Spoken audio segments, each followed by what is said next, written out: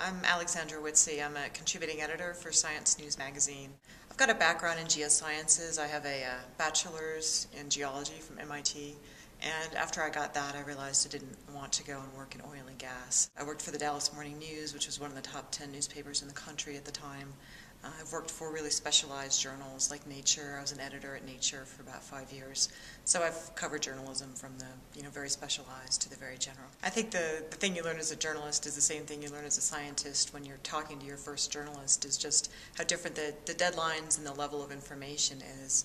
I mean, my first internship at a newspaper, having not worked at my school paper or anything like that, it's absolutely like being thrown off the deep end. And I think scientists probably feel that way too when they're talking to a journalist. Suddenly they have to do everything really super fast and speak in really super easy language, convey their message really quickly, because you just don't have time to think about your monograph for 8 months before you file it. You've got to figure out what your message is and get it across.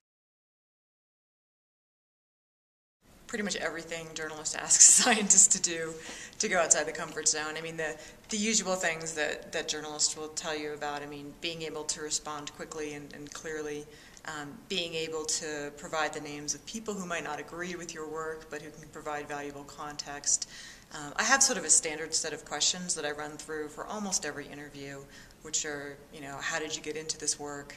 What did you find? Why is it important?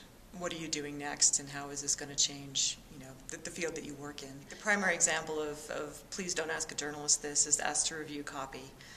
Scientists often argue, well, what I do is technical, it's complex, you're going to get it wrong, the headline's going to be wrong, the caption's going to be wrong, you're going to put somebody's name in wrong. If you spend enough time with the journalists, if you provide them with the information they need, the story that comes out is going to be, accurate and fair. Everybody has their share of bloopers, and, I like as much as the next person to collect, sort of embarrassing headlines that have ended up on my stories. But they're not going to kill anyone. It's a fundamental principle of journalism is independent, fair, and accurate reporting, and that does not include reviewing copy by sources.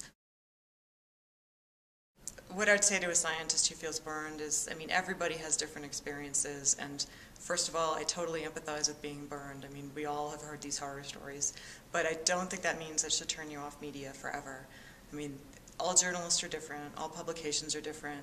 Even over time, things evolve. I mean, there's a whole world of science communication out there right now with the blogosphere that didn't exist 15 years ago. So if you're uncomfortable maybe going on camera with your local ABC affiliate, try writing an op-ed piece for your local newspaper instead, or start a blog, or